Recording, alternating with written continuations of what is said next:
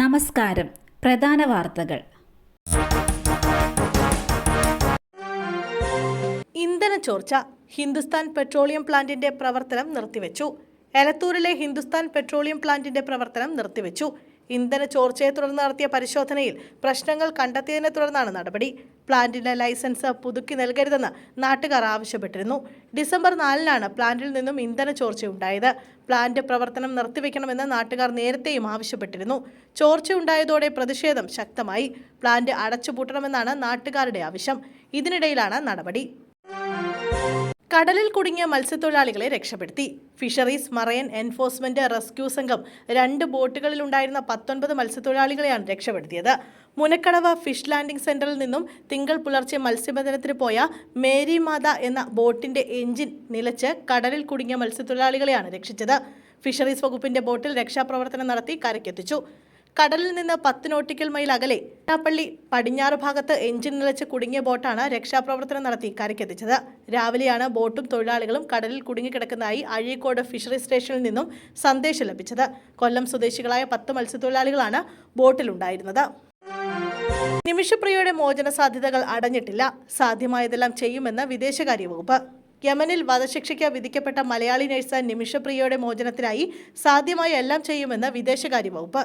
നിമിഷപ്രിയ യമനിൽ വധശിക്ഷയ്ക്ക് വിധിച്ച കാര്യം അറിയാം. അവരെ മോചിപ്പിക്കാനായി കുടുംബം പരിശ്രമിക്കുകയാണ്. ഈ വിഷയത്തിൽ കേന്ദ്ര സർക്കാർ സാധ്യമായ എല്ലാ സഹായവും ചെയ്യും. വിദേശകാര്യ വക്താവ് രൺദീപ് ജയ്സ്വാൾ പറഞ്ഞു. നിമിഷപ്രിയയുടെ മോചനത്തിനായുള്ള സാധ്യത അടഞ്ഞിട്ടില്ലെന്നും സർക്കാർ വൃത്തങ്ങൾ അറിയിച്ചു. കൊല്ലപ്പെട്ട തലാലിന്റെ കുടുംബമാണ് അന്തിമ തീരുമാനം എടുക്കേണ്ടത്. ഒത്തുതീർപ്പിനുള്ള ചർച്ചകൾ തുടരുമെന്നും സർക്കാർ വൃത്തങ്ങൾ അറിയിച്ചു. ഇന്നലെ ശിക്ഷ ശരിവെച്ച സാങ്കേതിക നടപടി മാത്രമാണെന്നും വ്യക്തമാക്കി. നടക്കാനിറങ്ങിയ ഗൃഹനാഥന് വാഹനാപകടത്തിൽ ദാരുണാന്ത്യം. ശാസ്താംകോട്ട ആഞ്ഞിലിമൂടിന് സമീപമാണ് വാഹനാപകടമുണ്ടായത്. ശാസ്താംകോട്ട രാജഗിരി സ്വദേശി സ്റ്റീഫനാണ് മരിച്ചത്. ശബരിമല തീർത്ഥാടകർ സഞ്ചരിച്ച കാറാണ് അപകടത്തിൽപ്പെട്ടത്. ശാസ്താംകോട്ട ഭാഗത്തുനിന്ന് വരികയായിരുന്ന കാർ നിയന്ത്രണം വിട്ട റോഡിന്റെ വശത്ത് പാർക്ക് ചെയ്തിരുന്ന ടിപ്പറിൽ ഇടിക്കുകയായിരുന്നു. ടിപ്പറിനും കാറിനും ഇടയിൽപ്പെട്ടാണ് ഗൃഹനാഥൻ മരിച്ചത്. ഓടിക്കൂടിയ നാട്ടുകാരുടെ നേതൃത്വത്തിൽ ഇദ്ദേഹത്തെ ശാസ്താംകോട്ട താലൂക്ക് ആശുപത്രിയിൽ എത്തിച്ചെങ്കിലും രക്ഷിക്കാനായില്ല. സംഭവം അറിഞ്ഞെത്തിയ ശാസ്താംകോട്ട പോലീസ് പ്രാഥമിക നടപടികൾ സ്വീകരിച്ചു. മൃതദേഹം താലൂക്ക് ആശുപത്രി മോർച്ചറിയിലേക്ക് മാറ്റി. കാർ യാത്രികർ പരിക്കേൽക്കാതെ രക്ഷപ്പെട്ടു. ഡ്രൈവർ ഉറങ്ങിയതാണ് അപകടത്തിന് കാരണമെന്ന് കരുതുന്നു. ആംബുലൻസിന്റെ വഴി 22 കിലോമീറ്ററോളം മുടക്കി സ്കൂട്ടർ യാത്രക്കാരൻ. രോഗിയെ ആശുപത്രിയിൽ എത്തിച്ചത് 1 മണിക്കൂർ വൈകി. സ്കൂട്ടർ യാത്രക്കാരൻ ആംബുലൻസിന്റെ വഴിമുടക്കിയതായി പരാതി.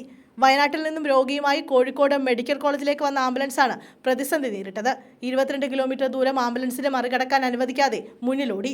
അടിവാരം മുതൽ കാരന്തൂർ വരെയാണ് തടസ്സമുണ്ടാക്കിയത്. 1 മണിക്കൂർ ഇക്കാരണം മൂലം വൈകിയെന്ന് ആംബുലൻസ് ഡ്രൈവർ ഉനൈസ് പറഞ്ഞു. മോട്ടോർ വാഹന വകുപ്പ് അധികൃതർ നടപടി സ്വീകരിക്കുമെന്ന് പ്രതീക്ഷയുണ്ടെന്നും ഉനൈസ് വ്യക്തമാക്കി.